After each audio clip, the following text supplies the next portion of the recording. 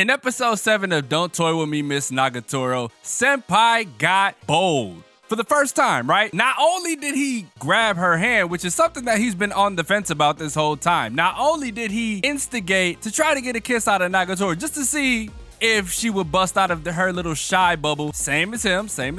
And at the lunch table at the end, Senpai got over his fear of being loud and actually talking, again, being bold. He wasn't taking no for an answer. He stood there, fist shaking, legs quaking. He was obviously in distress, but that is exactly what Nagatoro was looking for. She got what she wanted. What's going on, everybody? It's Damo Senpai, and we are here to talk about episode 7 of Don't Toy With Me, Miss Nagatoro, which I think by far this is one of my favorite episodes because we got to see a lot of stuff that I've been predicting since episode 2. It's all coming to fruition. If you are new to the channel and have yet to subscribe, you see that link in the description? Go ahead, click that. That's the link tree. It'll take you to all of my social medias that you should indeed be following me on. Twitter, for everyday updates, just to see what videos I'm working on, to see what's going on in my daily life. That's exactly where you want to go. TikTok, I'm trying to upload daily on TikTok. I have ideas just to throw videos up. We're gonna figure it out.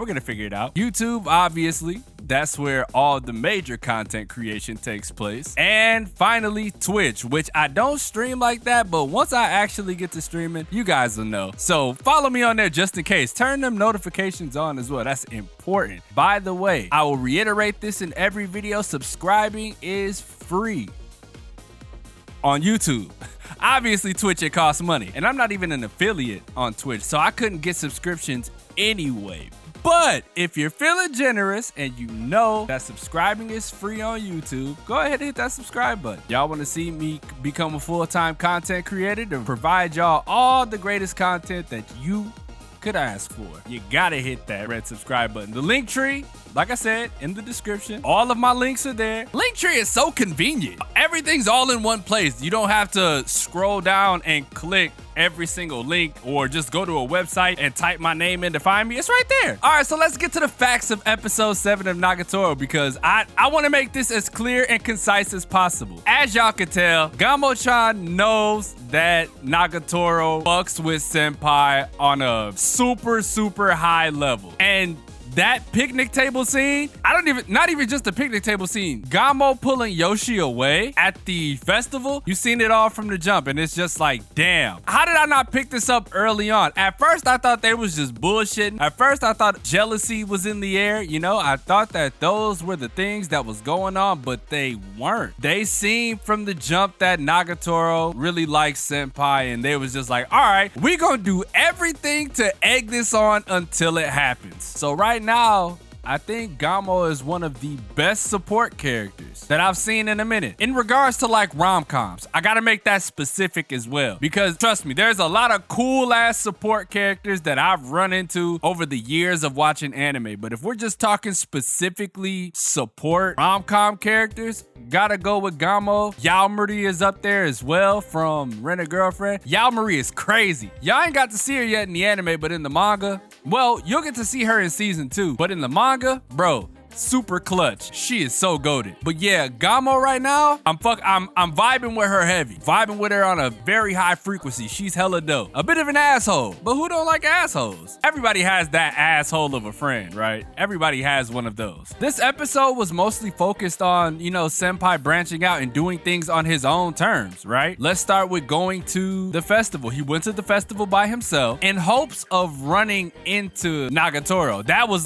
was his goal. He was waiting on her to call just to invite me to the festival, like you would think she would do. Being Nagatoro, that's her thing. She's always egging him on to do something because she wants him to finally do things on his own. And that's, like I said, that was the purpose of today's episode. So he left in hopes of finding her, knowing he could have just called her and asked. What made this even tighter is that, like I said, this is, you know, Gamo-chan using her intuition and understanding the dynamic of Senpai and Nagatoro. When they found him, they was just like, oh, were you hoping to run into Hayachi? Senpai being the weirdo, he was just like, no, man, I'm just, you know, I'm here to relax. I'm here to have fun. And how fast is Nagatoro? She got from the school to the festival in a matter of minutes. She floored it. That shit had me dying. Like, as soon as she got the pic that Gamo had senpai on the collar, she wasn't having that shit. She just flew. She didn't go home and put on a yukata or none of that shit. She threw her uniform on and flew there. That shit was cool though. I like what Gamo-chan is doing. Yoshi she's just a weirdo, man. I think she's just one of those, all right, I'm here for the ride ass characters, right?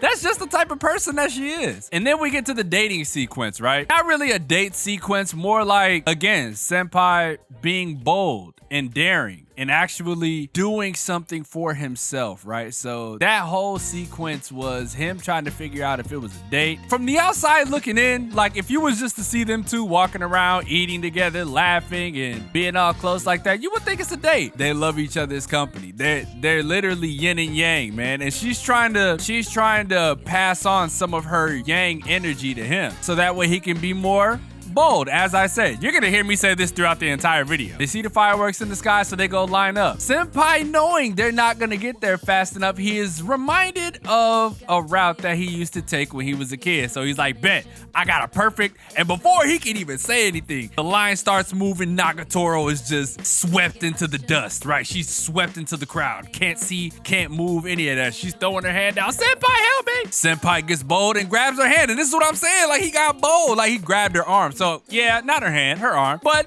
close enough. And they fly through the path and they get to a spot. Like I said, senpai was just like, I used to come here and watch the fireworks when I was a kid at this spot, which turned out to be a makeout spot. Everybody was in there like, oh shit. They didn't know what to do. It was too much for them. But before we get to that part, right, senpai got bold again. Nagatoro was like, oh, you was gonna drag me up here to do something sleazy? And he pushed up the glasses, the classic anime glasses push up, which was hilarious. You gotta love when that happens. It's always followed by a hilarious ass moment. But this time it wasn't, because like I said, senpai got bold and was just like, what do you mean sleazy? She was like, oh yeah, you know, sleazy.